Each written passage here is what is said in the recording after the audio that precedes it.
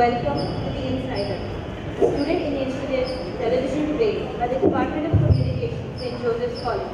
Today we will be understanding watchdogism and inclusiveness. How far can the government go? Over the last few months, we've seen various bans being implemented by the government. From the beef ban in Maharashtra to the meat ban in Karnataka, we see the government curtailing our rights. Today we'll explore how far the government will go to impose these restrictions. On our panel today, we have with us Mr. P.V. Venkatesh, an ex-state public prosecutor.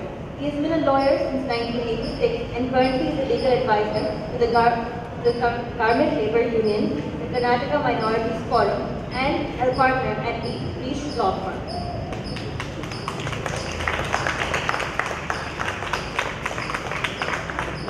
Our second panelist today is Mr. Sachin Khaldi. He is currently the head of Department of Arts at Jain University and has taught at Manipal University as well.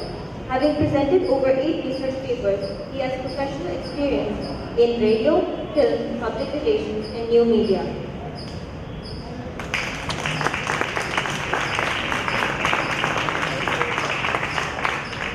Our third panelist today is Mr. Arka Bhattacharya. He is the Dean of Academics and the Head of Corporate Relations at Goenka Business School. With an MBA graduate from IIFT Delhi, he has over 3 years experience in the corporate and educational sector.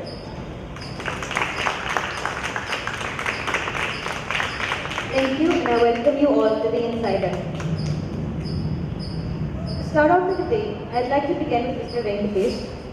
As a public prosecutor, what is the context that we can understand the government's role in terms of these bans?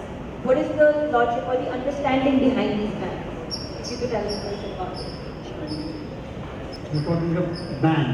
Yes, there's the various bans that we have seen over the last few months.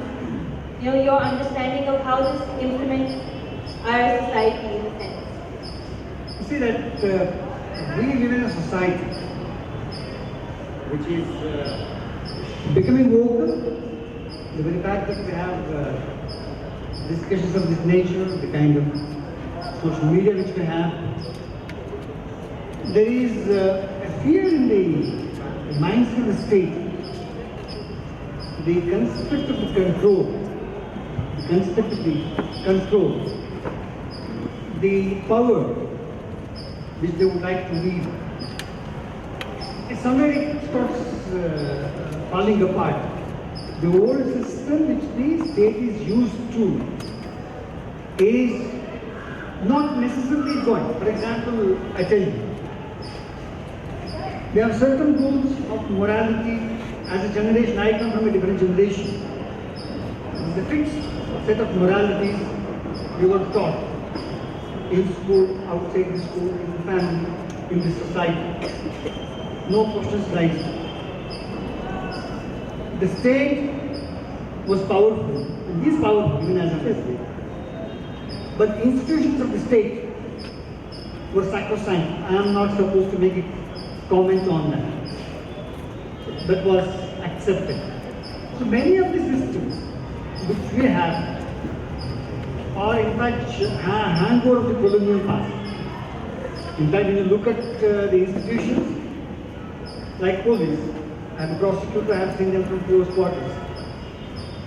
The mindset is that of a powerful policeman who is going to teach people a lesson, kind of. That's an attitude. In fact, I have seen a number of police officers in private, senior officers in discussion in private. where democracy चीज नहीं चलता साहब, डंडे की बात सुनते हैं लोग. That's the only thing which they understand.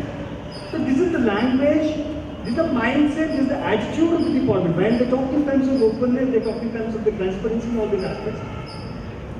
In private, the whole mindset is stuck. So therefore, anything which is in consonance with that becomes an issue that needs to be taken care of. So a publication is banned, speech is banned. What is not compliant with the present political ideology of the party, it's banned. You have Congress government, they would like to ban all the institutions which are typical of the government, typical of corruption, typical of issues. Somebody making an issue, Ram Sena, it becomes a thing. When the BJP is in the power, the converse is true and they give freedom to us. Somewhere, the political ideology of the party plays a role.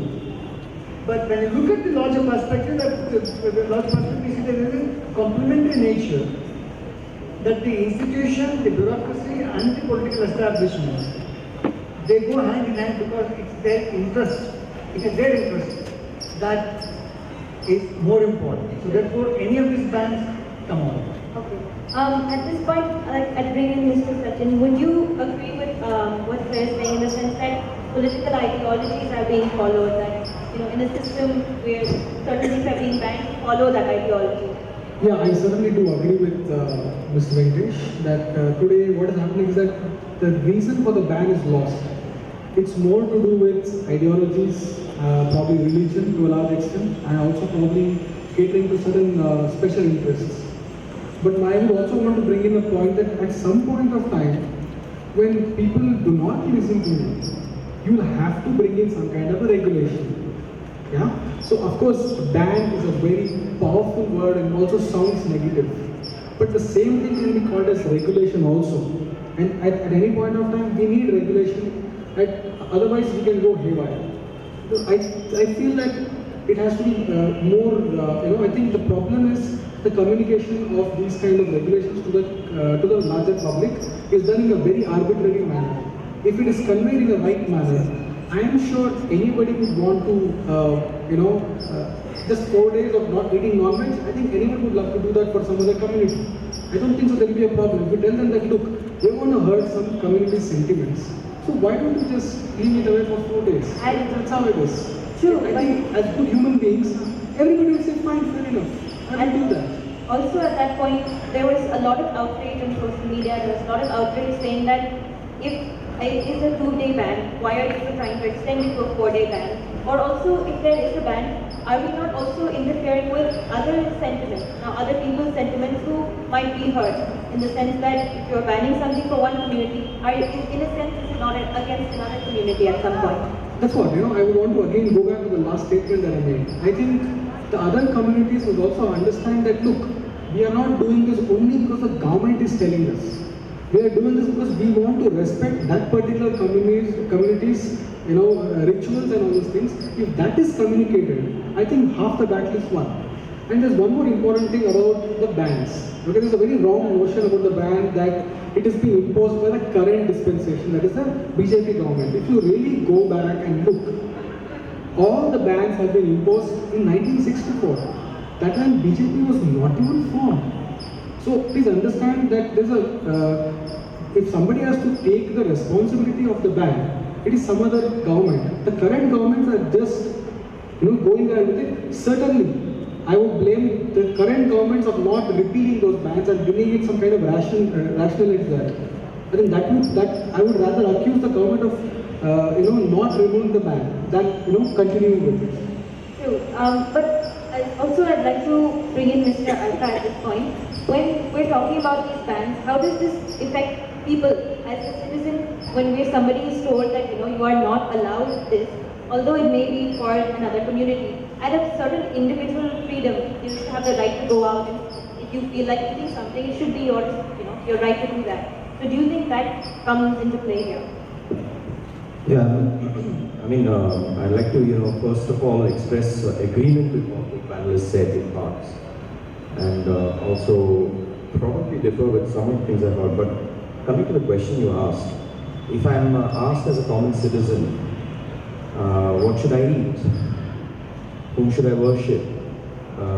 What should I read?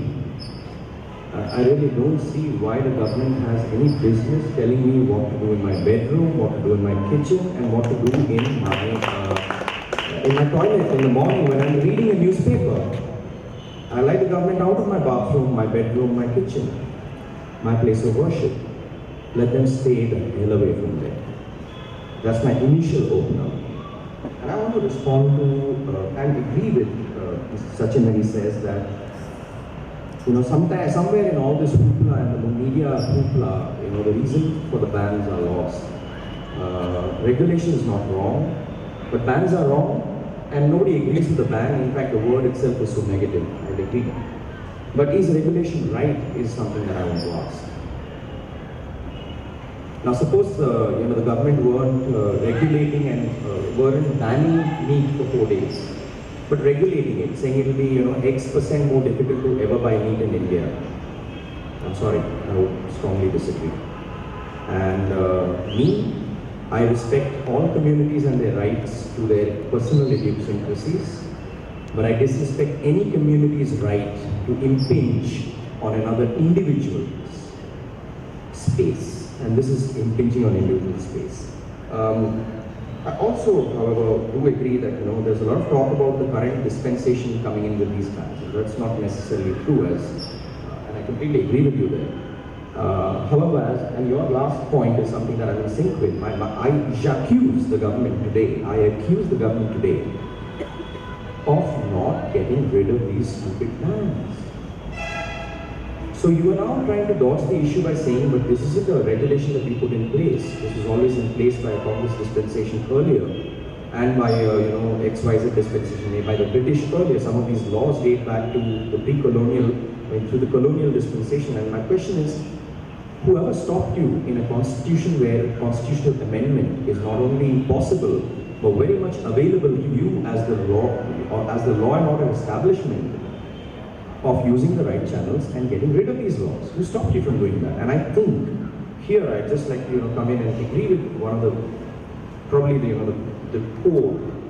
There is in the government, the bureaucracy and the law and order establishment of this state, this government, this country, this place, and our society, we are the recipients of definitely a general construct, as you mentioned, of control. The government would like to control the people and would like that the people not control the government. Unfortunately, while the government would love to imagine that it lives in a dictatorship where it will tell us what to do, I would like to remind the government that we actually live in a democracy where we as people would like to tell the government what it should do.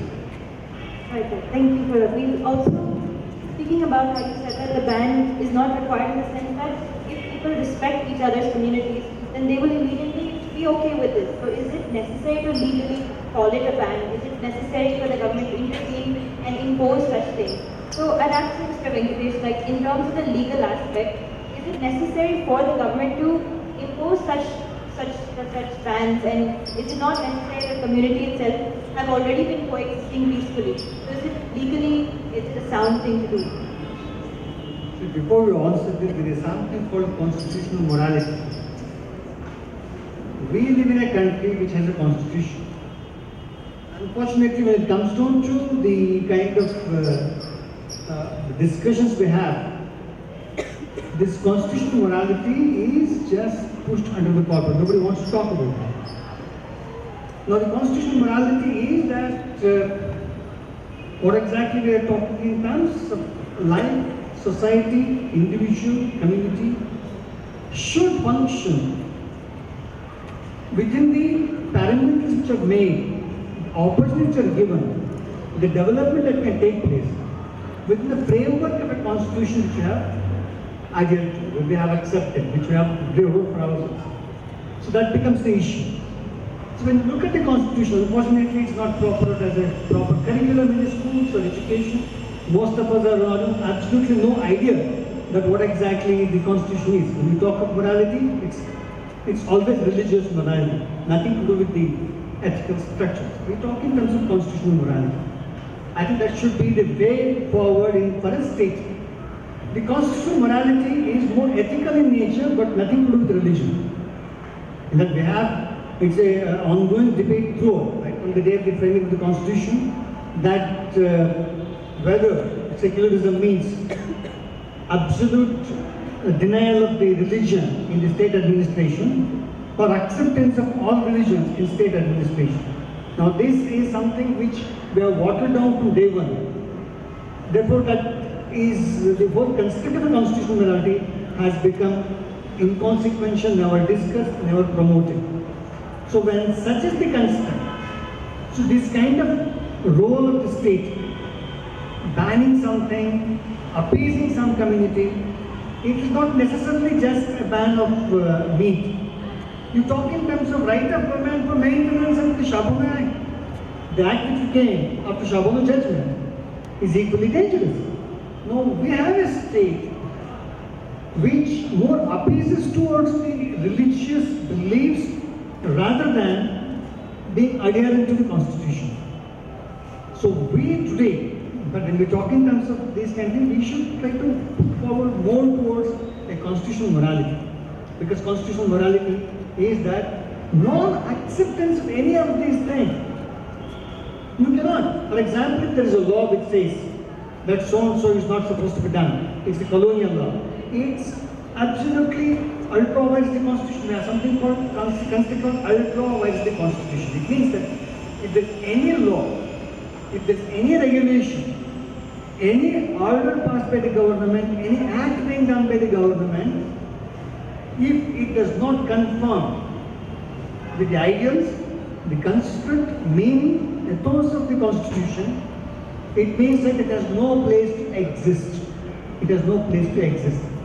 So any such regulation, I'm not talking just this particular ban, any such regulation which state comes up with is ultra-wise the constitution, because state is a different animal altogether.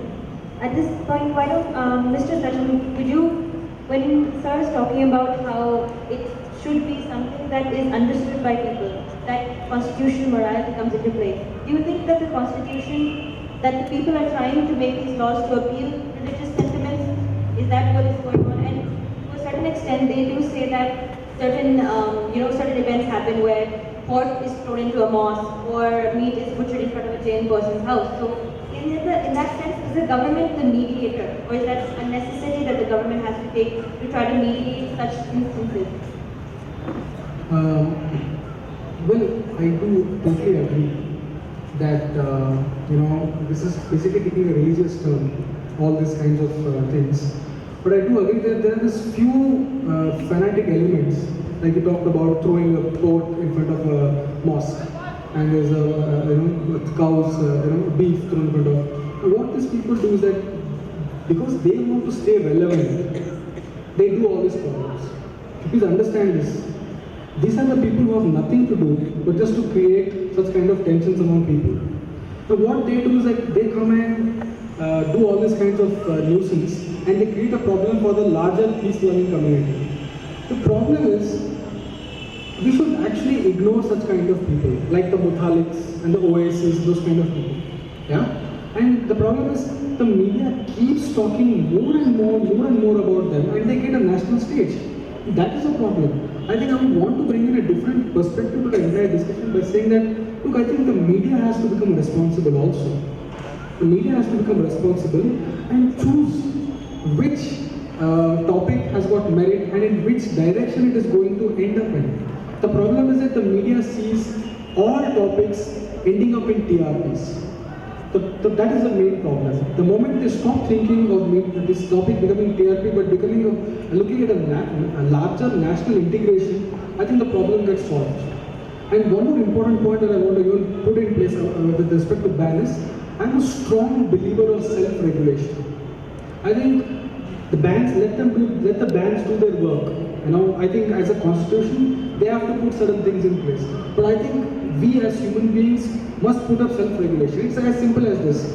When you go to a vegetarian friend's house, do we all ask for a non-vegetarian? Or when we have so many vegetarian friends amongst us, we choose not to have non-vegetarian. Not because that they ask you or something, just that we feel nice and okay, let me not make it uncomfortable for them. I think self-regulation is the way out of this. Bans are just something that the government puts in, but I think the citizens must give an answer to this such kind of unruly fanatics by saying that, look, I don't want to have meat during this Pratyush month and I want to support the Jain community. And that is a true form of secularism this country needs. I get what you're saying there, that as a community we do take initiative, and for many years it has given that when there are certain festivals, their meat is banned for a day or two. But at the same time, if we can coexist, so is it not possible for people to not only be able to consume meat if they want to consume meat, while if someone does not want to, then they will not. So is this kind of coexistence not possible? Is it necessary that there should be that one community requires this sort of ban or requires this sort of implementation? Fair enough. It's a very fair point saying that let that community practice that and let community not practice this. So I'm taking this discussion as level forward. What I'm trying to say is that, look, why don't we become a part of the community for those 4 days? And let us show our, unity together and say that, look, I will follow your this one. I'll follow this. I'll follow this. I'm not saying, look, I agree that why should the other community also follow? I am saying that if all other communities give respect to the other, this community, this minority community or the majority community, whatever we call, then say to them that, look, even I am going to follow these things with you. So what happens? The amity between these few communities is going to increase. But when they go against it and say, I am going to have non-veg, what happens? It creates an unnecessary tension. True, but that is in the sense of if there is a 1 or 2 day festival. When we're talking about the beef ban and it's becoming implemented by more and more states, is this not intruding into those livelihoods that survive on this, those people who would prefer to eat this if there is no other nutritional way for them? Okay, In see, that sense. the beef ban is not restricted only to religion. Okay? Though I am a Hindu, though I worship cow, yeah, it's not restricted only to, it's got ecological problems also. Alright, it's also got economic problems. We are in a position where if we could do more such kind of beef, we're going to have a lot of problems with the environment. An economic problem, it's a huge Pandora's box over there. So it is not restricted only to religion. We have to bring in different perspectives. And I also want to bring one more perspective saying that from ages, from times, we were never a meat exporting country. Yeah, we had our own different economy in place. Only in the last few years that the previous government has purposely given more impetus to promote beef or meat. And those people were doing some other jobs before. We can create new jobs and create better jobs for them. Why do we have to get stuck with this thing? And I also understand one thing. There is some kind of, it's a very touchy issue with cow and the majority community in this country. Yeah? So I think somewhere down the line, you have to also respect a few things. Maybe not, outrightly, but at some point of time, you need to give that little bit of, leeway to the majority community by saying that we don't want to hurt too much of your, sentiments.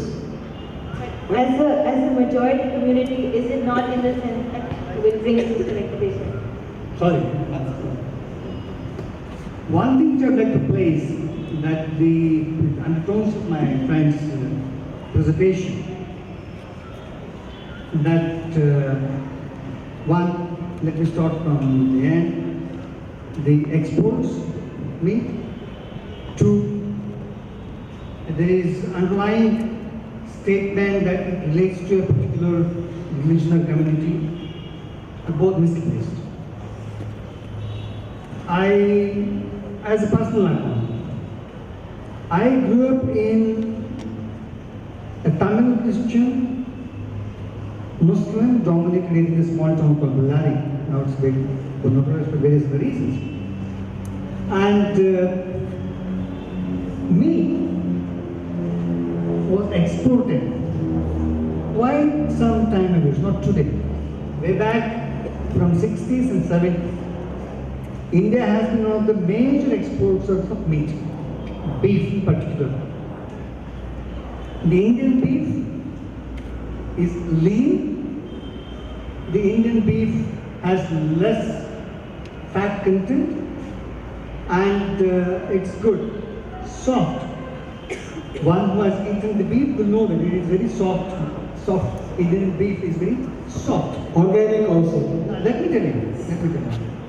This is the food which is consumed by the poorest of the lot in this country. Poorest. Most cannot afford to buy chicken or meat. Majority of the people, 25% of this the population of this country are Dalits, who are not Hindus necessarily. And 10 to 12% of them are Muslims. And majority of these communities consume beef. It's the cheapest nutrition that we have. Cheapest nutrition that we have. Now when we talk in terms of regulation, that a government would like to bring in, that those 4 days, you abstain from 4 days, would give camaraderie with a particular community. When you look at that, what is this community? How big is this community? Minuscule population when it comes to others, and they too are not Hindus. Jains are not Hindus. Let's be very clear about that. So when we talk in terms of a society which tries to put forward such an idea that it is trying to put forward something that I am going to deny certain rights to others and use this power of the state. Why I made my statement earlier, though it was so generic in nature, of constitutional morality, was that constitutional morality speaks of equality as a mandate. It's a duty cast upon everybody. So given such a condition, state cannot take to itself, abuse the power, violate the constitution, come with such kind of regulations which is affecting large section of the society. Today, having such law is ultravice the constitution. Permits it.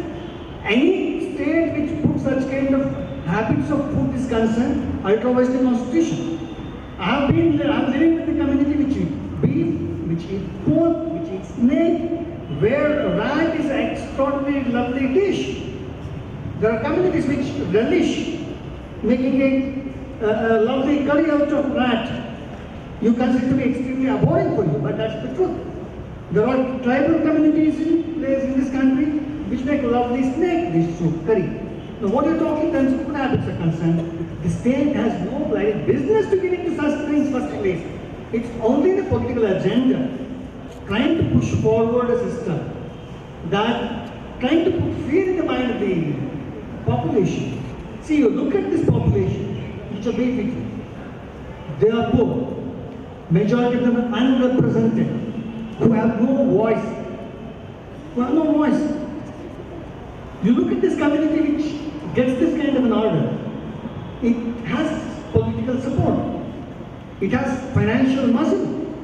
So when you look at a state of that nature, the constitution mandates that it should work for the poorest of the poor first. Now this entire ban's procedures are just on the contrary from the other end. So that demonstrates something which is seriously ill relating to the kind of governance and the kind of agenda that it has. Somewhere that need to be stopped. At this point, why don't we get a couple of questions from the audience or responses Is it- from what we've heard? Is it possible for me to make a quick Yeah, comment of on course. this?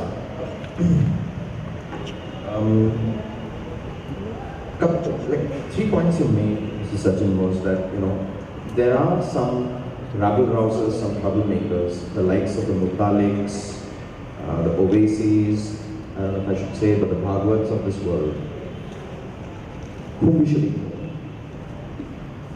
The other point you made was that beef has some ecological issues with it. And the third point which you capped off with was there is, in some ways, an auto-regulation, a respecting of all communities, and within that space, equally a respecting of the majority community, that would lead to, a situation of autonomy and a more equitable and a more easier society in that. I can only say that I disagree with each and every one of these points and very strongly. First, I cannot ignore the Mutaliks, the Bhagavats, and the Ovaisis of my country today. I want them brought to the book, and I want them punished to the greatest extent of the law. Secondly, if beef is an ecological issue, well, this sounds to me like, justifications. Post facto justifications. Weak justifications. Unconnected justifications of what is in a sense not the issue at hand. If ecological sanctity of the beef process is the question here, But there are a lot of other economic activities that the government should first regulate. Let them do that, and once they're done with a million other industries, let them come to beef. Thank you for that. Finally, if we're talking about respecting the majority community, and I understand that sentiment, it's a completely wrong notion of the way our constitution works and the way our democracy works to protect process and justice for all. The constitution would like that we first respect the least empowered of the minority first. When that person in your society feels protected enough is when we can make concessions to any subsequent more majority or more empowered community in this society. If we don't do that, well, we are headed for a majoritarianism, which history tells us is never fun. We've been able to look through quite a few perspectives right now, and we've looked at government intervention. At this point, we'll take a break. We'll come back and look at, in terms of the society, in terms of members of the society, how do these interventions affect us? And not only for the government, but there's also civil societies that curtail our freedom or that press into our freedom of individual rights. So we'll look at that. We'll just take a short break for now.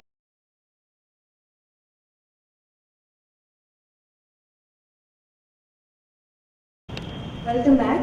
Now let's get in a view of our audience perspective and try to find out how these bans, these interventions, these implementations that are happening, how does it affect us? So from the audience, are there any comments or any, 1 second.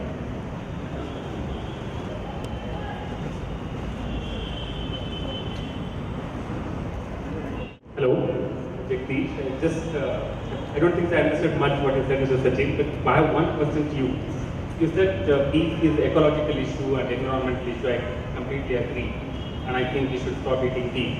And I would say that in the same tone that I think that today farmers are using a lot of chemicals and fertilizers to grow vegetables, and they're pumping out a lot of underground water to grow vegetables. I think we should stop eating vegetables as well. So what do we do for survival? We can start with you. It's a very, it's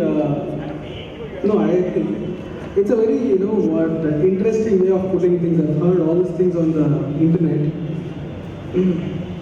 But I think somewhere down the line we have to survive for some cause.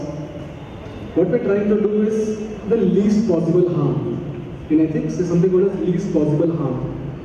We're just looking at that one and we're saying that, and we're saying, okay, the least possible harm is with normal, crops and all those things.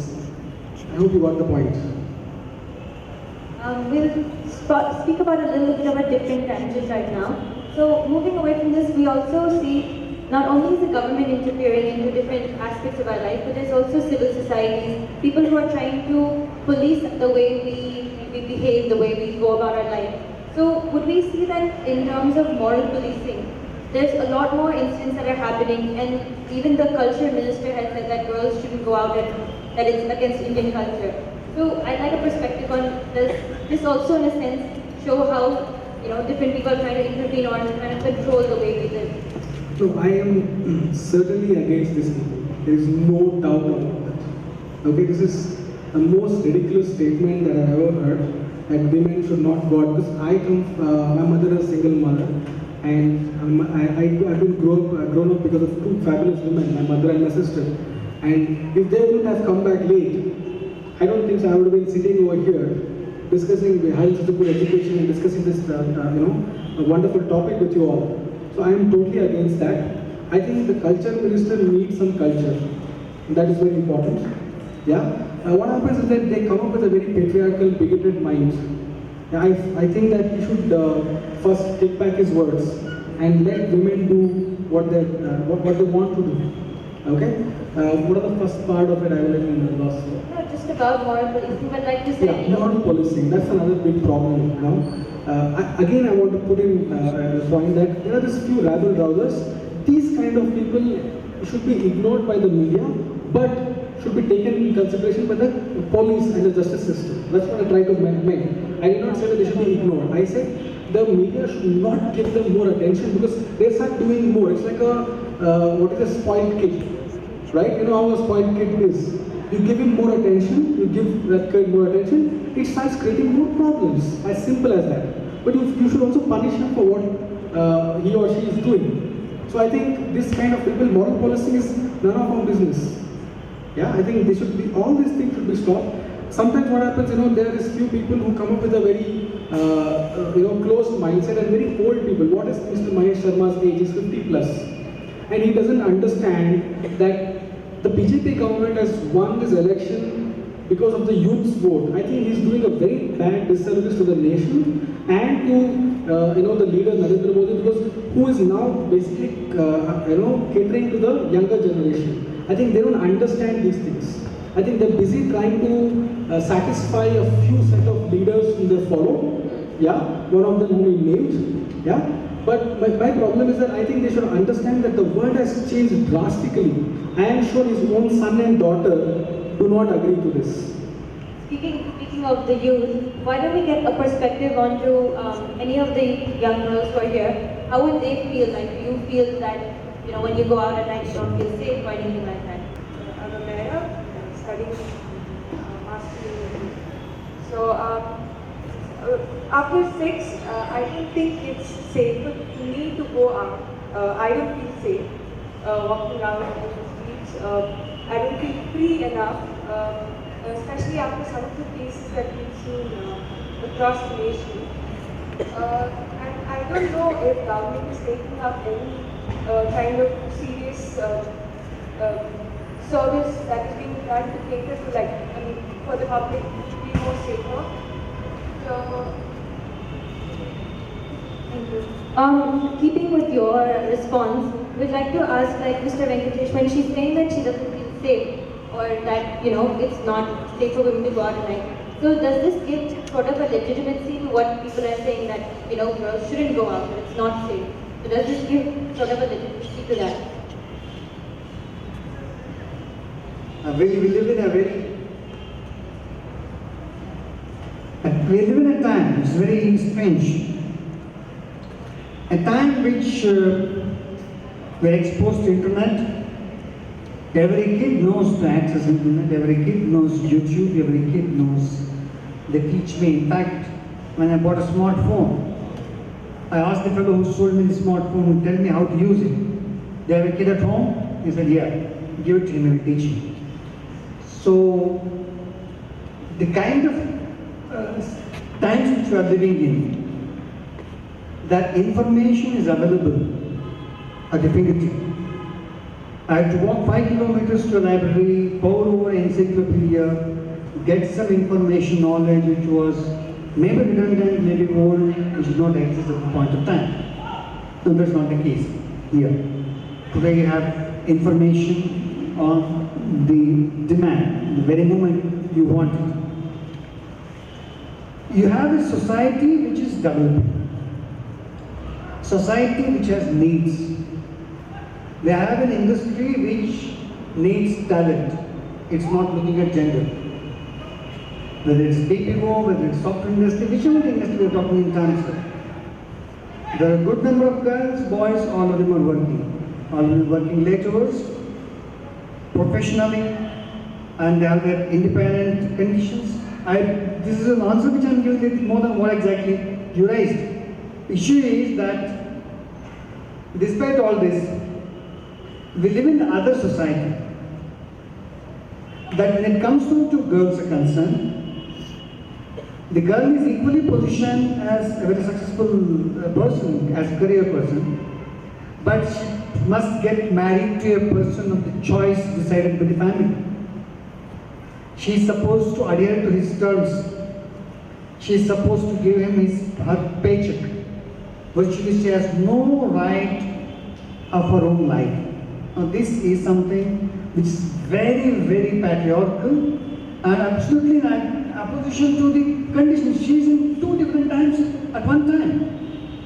Now, the moment we talk in terms of a person who is economically independent, the right of women's economic independence is something which is not accepted in patriarchy.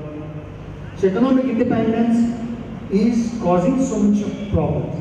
that when she has certain economic strength, she would like to live the life of her own, lead a life the way she wants to do. Now that is what she says, that I have a right to go, I don't feel safe to go.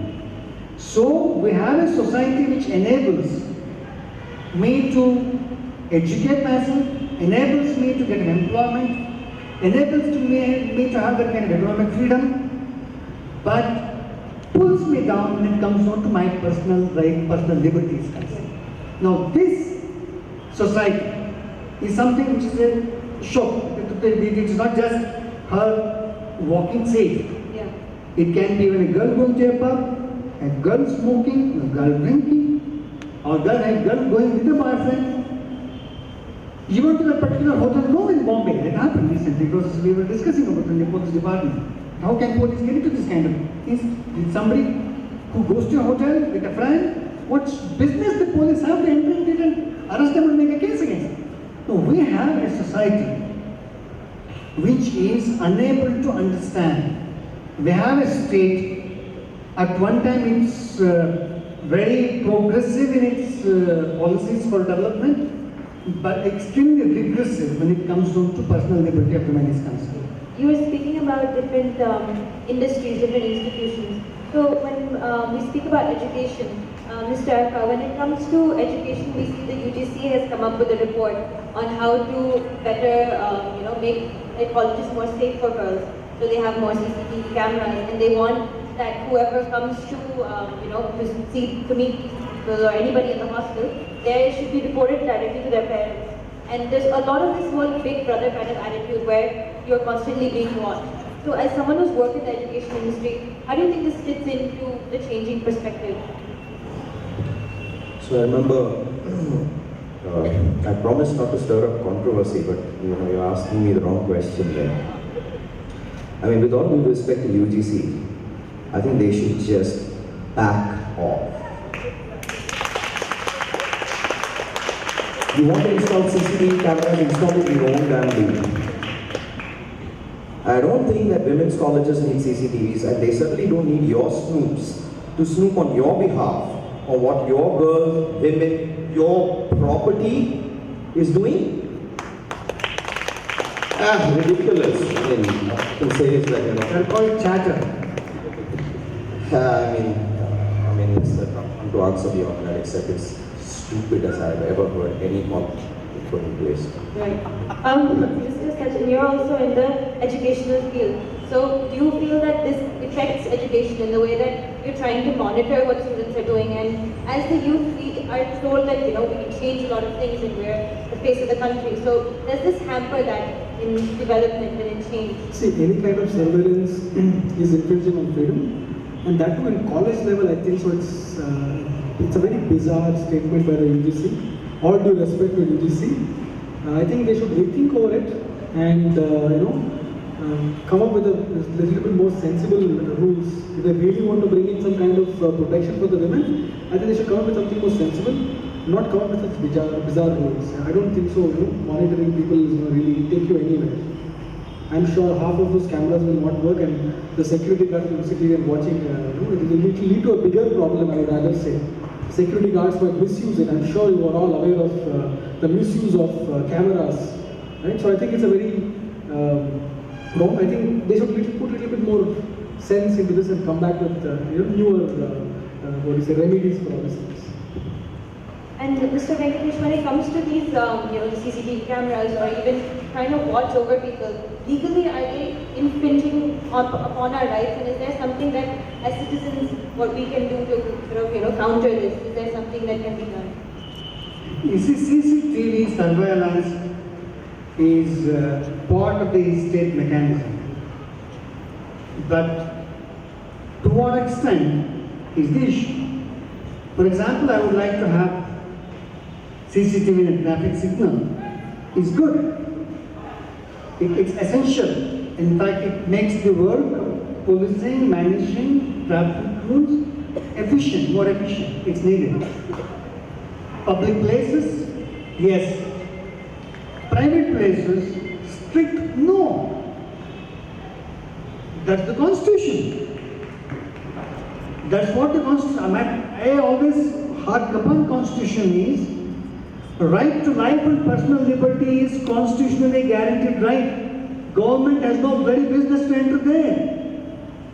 What we sit and talk here in this institution is none of government's business. It's no business. What you talk to my wife in the bedroom, it has no business. What you talk to my girlfriend has no business. So the question is that we are trying to, in the process of a very, very paranoid reaction to any crime. A crime happens. We live in a society. With the best of the society, crime happens. Let's be clear about that. How we address the crime is the issue. The moment you have a crime that's happening takes a proportion to such degrees that we make it impossible. We use it against the people. For example, I tell you regarding death penalty. Among us, suddenly this Delhi case happens, a rape case happens. Everybody starts saying death penalty for rape, death penalty for rape. So tomorrow some other crime happens, death penalty for that offense. So what exactly is happening is that we are demonstrating our anger, our frustration for gross injustice, the kind of failure of the state. It's not our failure of the state. State comes with this as an advantage, takes it out, imposes death penalty for anything and everything under the sun. But the same law commission which is organized by the government says that death penalty is not correct. Today death penalty is inside to the civilized behavior, civilized society. We claim to be a civilized society. We claim to be a society which is developing. We claim to be a society which is open. We claim to be a society which is secular. But we don't want to practice it. But for many things we would like to have this kind of thing. The kind of double speak which we have, the double speak of the state, double speak of the institutions, double speak of the religion, catering to the needs of certain religions. Somewhere state fails. When you look into these things, you also want to answer all these questions. You need to also question these things. I see a change. I would like to part with this. 3.5 decades ago, when I was in college, when I spoke that if a woman finds the marriage incompatible, she must walk out. This is a debate which was happening. And I was pilloried. In a small town, I was pilloried that this fellow is renegade, dangerous character. 3.5 decades later, I go to meet students, start teaching in an institution. I see a change which is so perceptible that today I see what I said earlier was absolutely commonplace. There is no necessity for me to talk about that. We are seeing that kind of a change. What was something to be most dangerous 3 decades ago, it's not more difficult. When anybody spoke of a boyfriend or a girlfriend 3.5 decades ago, it was sacrilege. Oh my God, this fellow is committing horrible sin. Today my niece comes and tells me that he introduces me that a person is my boyfriend. And she comes and tells me that I broke my relationship. She says that I'm in a living relationship. For me, it does not matter anymore. No, we are seeing a change in society. The kind of constructs of morality which you're talking in terms of are no more, the things which were there 3 decades ago are no more valid. No more valid. But today, that's being imposed by Pramod Mutale, by characters of this nature, who like their Sanatan Dharma, Sanatan practices, the kind of the construct of Bharatiya Nari. It's absolutely not only in consonance with the present times. Somewhere, these kind of inclusions being encouraged by the state is something we should be very careful of. Let's get in a couple of audience questions here. Good evening, and thank you for the very lovely discussion. I'd like to go very similar lines and question moral policing in educational institutions. For example, ones that haven't taken up the UGC guidelines. Do you feel that this is an instance of patriarchal culture that we have, where women are told not to smoke? Couples are policed outside for based on what they do. Why do you think this happens, and what do you suppose we do about it? Okay. Let me take that first. That's a good question, and it's linked to what was asked to me earlier. And I really, honestly, I was overwhelmed. I couldn't respond earlier, but I want to give a few more details. Look, educational institutions are not just about what you learn in your subjects. It's also about what values you hold, and what sense of right or wrong you take with you when you hit society later on. And this is not just about higher education. It starts from school, college, university. Doesn't matter how far you go in your education. In my opinion, education never stops. And education is always a mix of the skills you need to take to a job and the skills that you need to take to face life. Now, honestly, in my opinion, government has no place in either of these. The skills that I take to my job are defined by the people I work for, the people I work with, and the people who have worked in those jobs before.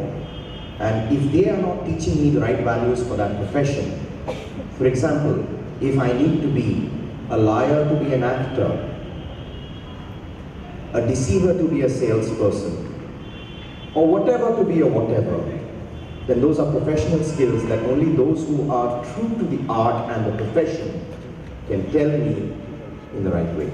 Number one, government has no role there. Second, if we are talking about values, then I think values is something that each individual has, whether you want me to use the term God-given or not, depending on your atheist or non-atheist persuasions. I'll not use the term God-given, but I'm saying that there is an absolute moral compass that each individual carries. And which is what I think gets referenced when Mr. Venkatesh talks about constitutional morality. And if we are not respecting that moral compass of the individual, then you who feel it's your moral right and your moral duty to police me, well, if you're lucky, you're coming up against an individual like me who succumbs to your pressure. If you're unlucky, you're coming up against an individual like me who will say that I will not bow down to this tyranny of majority, this tyranny of your moral policing. I will flip a bird to you. I will take a bomb to your assembly.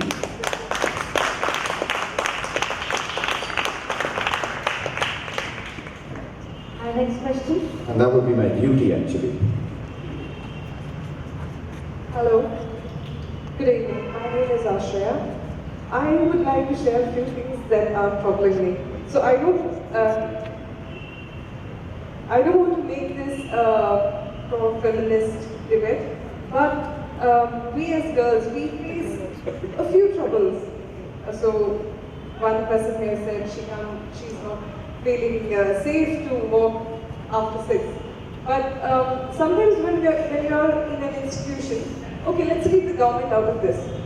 When you're in an institution and your superiors tell you can't wear a certain piece of clothing, or you can't take medical leave, you can't take a maternity leave, or what if a person from the higher authority puts you down in the sense just because you're a single mother or you're a divorcee. Can you take that personal life into consideration when you're in an institution? And when I say piece of clothing, I'm not for sleeveless or against sleeveless. Like, I'm wearing sleeveless right now, but I'm covering it up. Okay. So yeah, we all know how to dress in colleges. We all know how to dress in schools.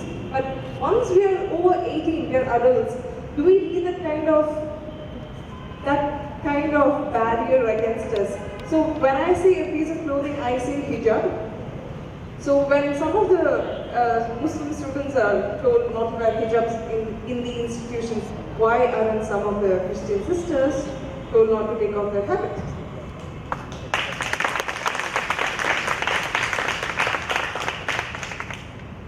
You could answer that, but maybe we can take a word from Mr. Sachin.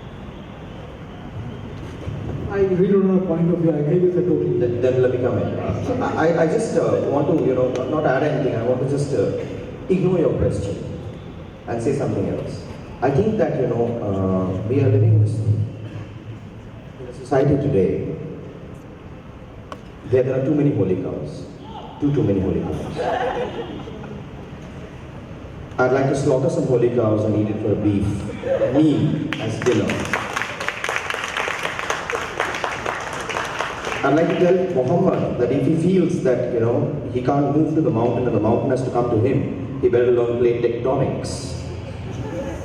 I'd like to tell Jesus that if he wants that we should all love our neighbors, then murders need to stop in his name.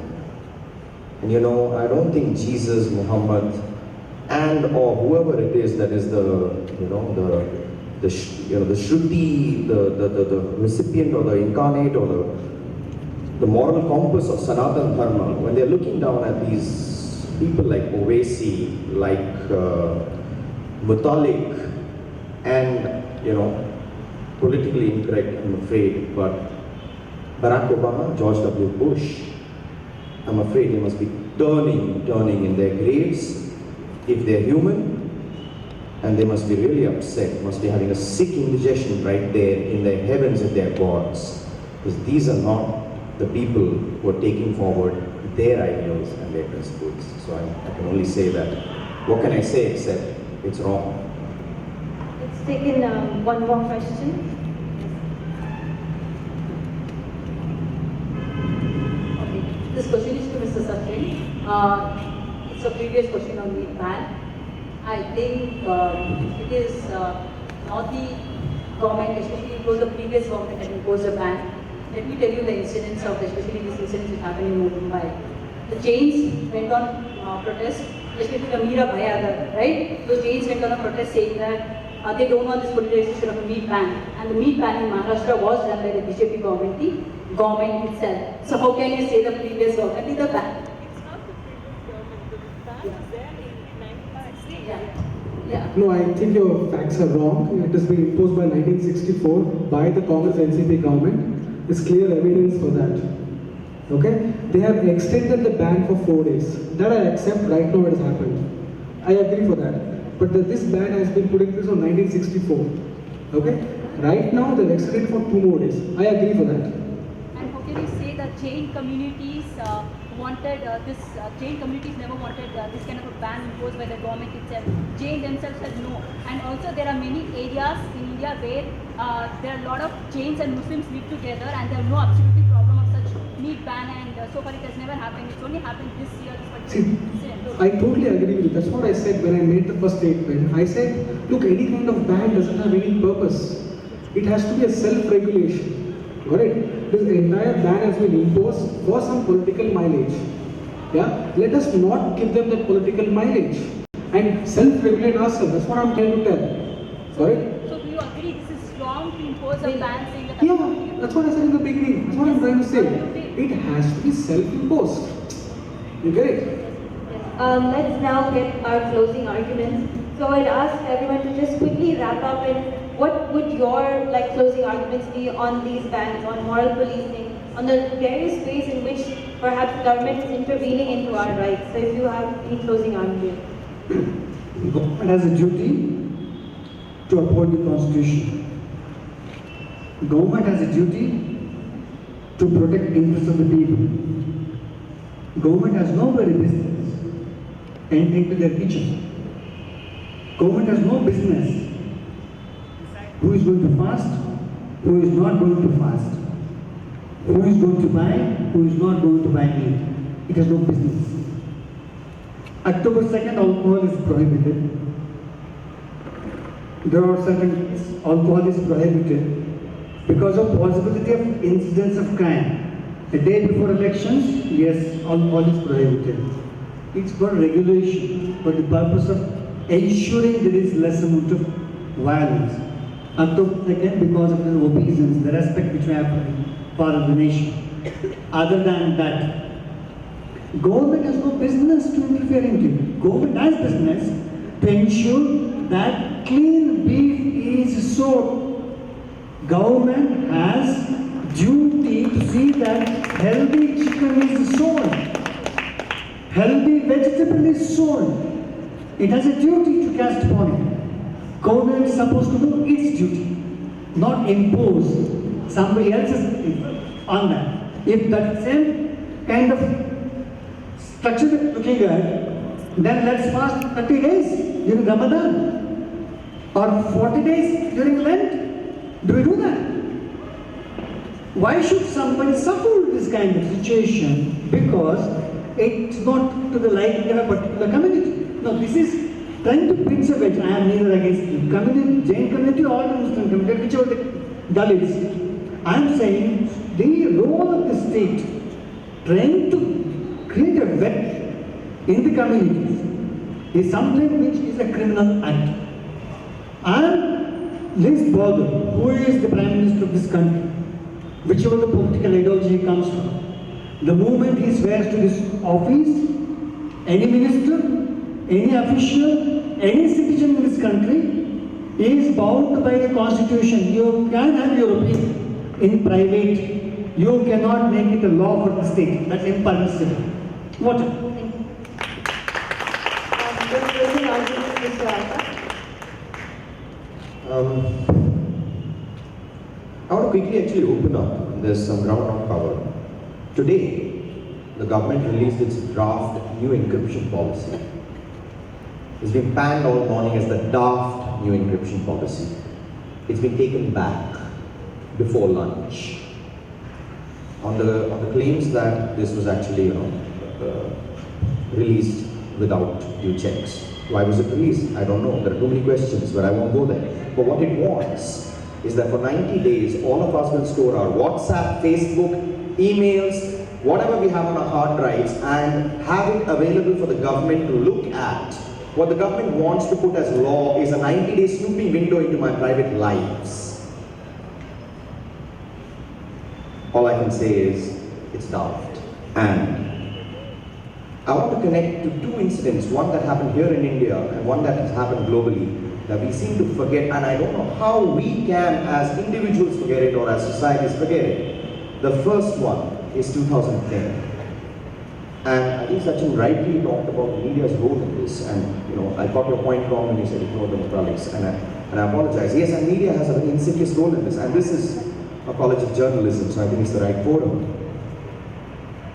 I think journalists have indeed a responsibility to ensure that the high ideals of the Constitution are adhered to in principle and by letter of the law by all executors of the Constitution. Incidentally, the executors of the Constitution will always have more information, more leeway to act or not act as per their personal, biases and whatever you want to call it. And I'm saying that wherever those biases are falling foul with the spirit of the law, even if they are following the letter of the law, they are culpable. And the Radia tapes incident is one which is very, very much a stark relief there, because I don't think any of those journalists, and I'm going to name names here, Barkhada, Rajdeep Sardesai, I'm forgetting the other names, but you name the who's who, they are still very much around and we still respect them. We should. They should at least have been fired and vanished from mass journalism, but they haven't. And the third thing I want to remind the audience today here is, there is some talk on the chatter on the internet, and there's always talk from both sides, and some of it is unverified, and never rely on the internet. But you can be sure that you can't shut down any voice on the internet. All voices, as rabid and as stupid as they are equally free on the internet, and anyone trying to clamp the internet, any government trying to clamp the internet will find the internet dismantling the government. China has found this out, Egypt has found this out, America has found this out. And the incident I want to remind you all is when the Americans were snooping not just on American citizens but on every citizen on the planet through their insidious and horrible program called PRISM. They only got into trouble with the Supreme Court of America when they started doing it for American citizens as well. And initially they did it on the pretext of terrorism and law and order. Very soon that pretense was dropped and they just wanted to snoop for snooping's sake. That is a dangerous world. America and American citizens live in that world even today. Never mind the Supreme Court judgments. I would hate for India to go that way. Much as we would like to become the next America, not here, not on this issue, not ever. Please. And let's keep that independence. And if that's the context, I only have this to say, and I only strongly support what Mr. Venkatesh said. The business of government is to protect the safety and interests of individual citizens. Anything else is not minimum government. It's maximum interference. You brought in the aspect of net neutrality, I think, as well as watchdogism, so thank you for that. Mr. Sachin, your last closing arguments on these. Well, I think most of the points have been covered by my friends on the stage. So I would want to just bring in three different perspectives. One as an educator. Look, you're all in the cusp of a make it or break it of your career, youngsters. Okay? What I want you all to do is don't get carried away by fantastic statements and all those things. Please read up. Please read. Get different perspectives. Okay, don't get stuck with the internet also. Please visit the library. Okay, the problem with the current generation is you don't read enough. You get carried away by any person who makes a fantastic statements or thumps his chest, whatever. Please don't get carried away by all those things. You have your own intellect. Please use all those things. Sometimes you are the ones who are going to decide the future of the next political party coming up. Correct? Please do all those things. I think you should have a mind of your own. As an academician, I literally beg you people to read more, and that's when you have more balance. Got it? The second thing, as a media professional, I would want to bring in this perspective that all these bans have been have been imposed from time immemorial. But why is it suddenly now making a big deal? There is an insidious motive behind all these things. Got it? So please don't fall prey to all such kind of intentions of the media and their political ideologies or political affiliations, or even corporate, there are some corporates who want certain bans to be lifted or to put some bans in place to achieve their ulterior motives. So please do not consider media as your friend, at least in the current scenario. Please take them with a pinch of salt. Okay? And most important thing, there is this theory called, when the media is talking about something again and again, that means it is hiding something really big. So please do not get carried away by such kind of things. Ignore what the media is talking about and look at the other thing what they are actually trying to deviate your attention, because they can't hide it. So what they can do, they can deviate your attention. And last, I would want you to say all this religion and all those things, right? Look, your religion is love. Your gods are your mother and father. Simple as it. You be a Hindu, Muslim, whatever it is, it's immaterial. I think these are the last points. And lastly, please be well read and do not fall for anything stupid. Thank you so much. At this point, we'd like to say this discussion has been quite lively. We've understood a lot of different aspects. When it comes to the government, we understand that certain regulations are important. Certain regulations do keep things going. At the same time, we've understood that a lot of times these boundaries are overpressed. So it's important in a democratic concept, in a democratic country that we're in, we need to understand where the line is and how to better hold up this boundary. So thank you for your participation. That's all from us. Thank you, brothers.